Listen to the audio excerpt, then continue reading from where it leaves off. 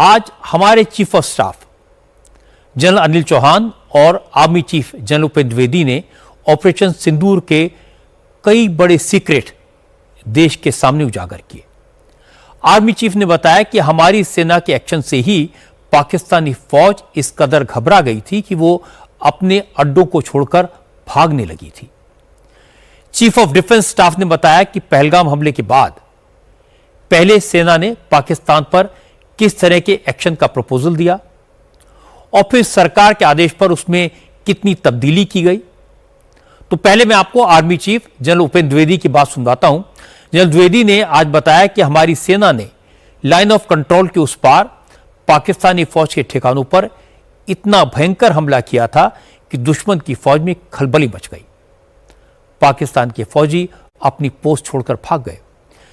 General Upendra Dwivedi ने बताया कि ऑपरेशन सिंदूर के दौरान आर्मी ने पाकिस्तानी फौज की बातचीत को इंटरसेप्ट किया था, जिसमें एक पाकिस्तानी फौजी अपने साथी से कह रहा था कि सारा सामान छोड़ो, पहले जान बचाकर मुजफ्फराबाद भागो।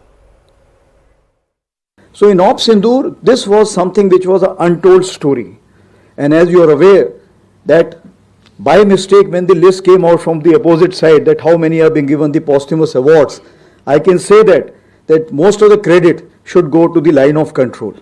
So that is how it began. To the extent that when we got some kind of a small excerpts, it said, बहुत हुआ फाइल छोड़ो जल्दी से मुजफ्फराबाद भागो.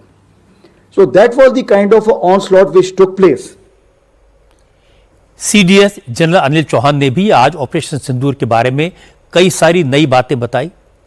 जनरल अनिल चौहान ने कहा कि सेना की रणनीति ड्रोन स्ट्राइक और लॉइटरिंग एम्युनिशन के जरिए सीमा के आसपास मौजूद आतंकवादियों के ठिकानों और लॉन्च पैड्स को बर्बाद करने की थी।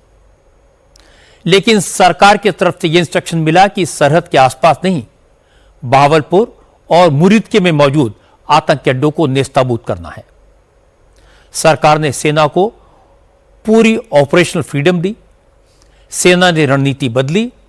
जनरल अनिल चौहान ने कहा कि बहावलपुर और मुरीदके पर स्ट्राइक ड्रोन से नहीं हो सकती थी, इसलिए एयर पावर और मिसाइल्स का इस्तेमाल किया गया और पाकिस्तान के छक्के छुड़ा दिए।